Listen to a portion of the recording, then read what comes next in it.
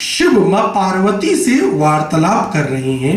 मां पार्वती पूछ रही हैं कि प्रभु किस प्रकार की भक्ति भक्त को प्रभु से मिलन कराती है। तो भगवान शिव स्वयं में 3 तरह की भक्ति का जिक्र कर रहे हैं।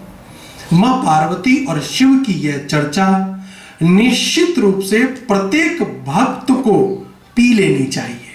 यहां मैं यह नहीं बोल रहा हूं कि सुन लेनी चाहिए, ना, मेरे शब्दों पर ध्यान दें कि मैं जो अब भक्त की श्रेणियों का जिक्र कर रहा हूं उसको पी लीजिए।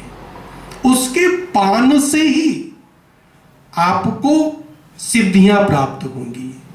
उसके पान से, सुनने से कुछ प्राप्त नहीं होगा।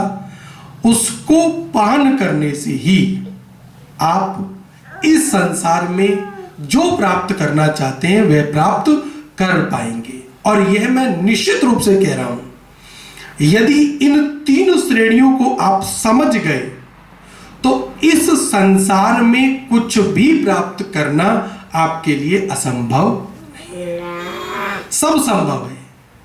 तो भगवान 3 श्रेणियों की चर्चा मां पार्वती से कर रहे हैं।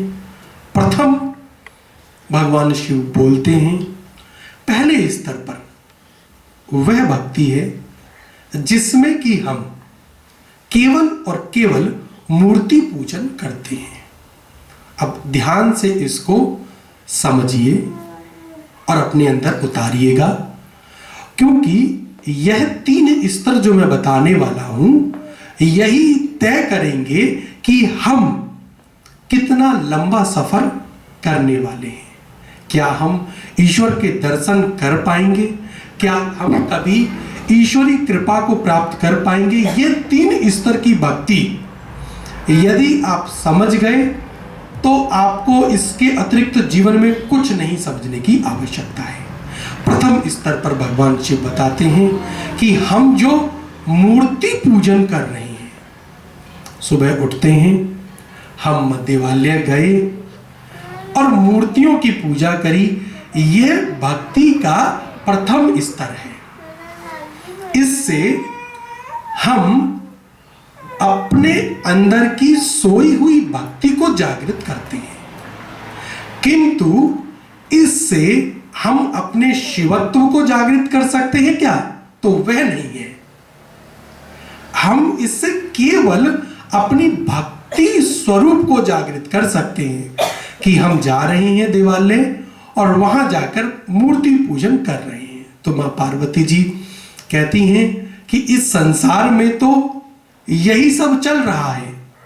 तो शिव कहते हैं कि हां, यह सब करने वाले मुझे नहीं समझ पा रहे हैं। यह सब करने वाले ही तो नहीं समझ पा रहे हैं कि उनको क्या करना है, क्या नहीं करना है।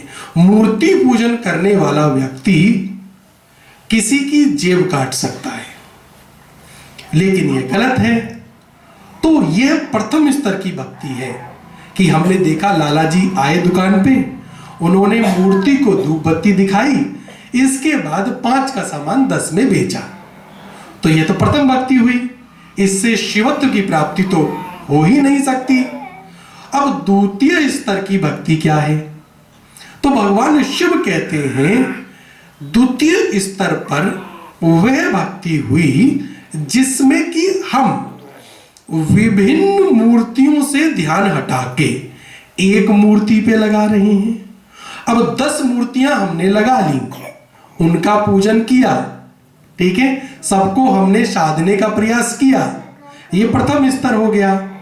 द्वितीय स्तर समझिए कि हमने सबको हटा के एक स्वरूप ले लिया, जो हमारी आत्मा कह रही है कि फला फला स्वरूप की चर्चा में आनंद आता है, तो हम उस स्वरूप को लेकर बैठे हैं। अब यहां यह बड़ा आवश्यक है कि जब हम एक स्वरूप की पूजन करते हैं, एक मूर्ति को लेकर बैठते हैं, तो वह प्रथम स्तर से ऊंचा है।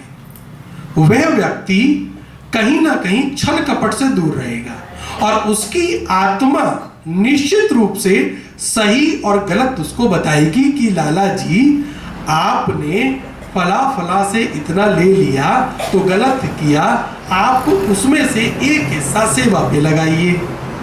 तो ये द्वितीय स्तर की भक्ति में हम एक स्वरूप को लेकर बैठ गए। अब 10 स्वरूपों में से एक स्वरूप पे आ गए।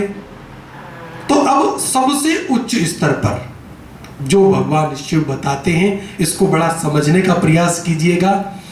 आपके जीवन की दशा और दिशा यह भक्ति तय करेगी। यदि आप मेरी इस भक्ति, जो मैं 3 श्रेणियों को समझा रहा हूं, जो स्वयं शिव पार्वती जी को बताई है और बड़ी गंभीरता से शिव ने पार्वती जी को बताया है, इसमें सबसे आखिरी स्तर पर सबसे उच्च कोटि की जो भक्ति स्वयं शिव बता रहे हैं वह है जिसमें किसी मूर्ति की आवश्यकता नहीं, निराकार जो स्वरूप में है, जो प्रकाश पुंज में है, जो घट घट में है, उसकी भक्ति करने के जब शिव बताते हैं वह सबसे ऊंची भक्ति है। तो इसमें सबसे ऊंची भक्ति को आप थोड़ा समझिए, जिसका कोई आकार नहीं है। आप उसको नाम मत दीजिए। यदि हम उसको नाम दे दें तो उसी नामों में हम भ्रमित हैं कलयुग में।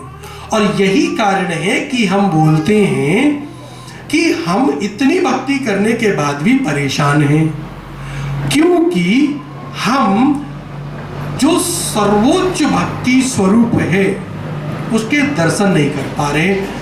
वह किसी आकार में नहीं है, वह निराकार है। और यहां पर मैं एक बात जोड़ूंगा कि भगवान शिव, नाम शिव है, किंतु वह इकलौते निराकार देवता हैं जिनका कोई आकार नहीं है, जिनकी कोई मूर्ति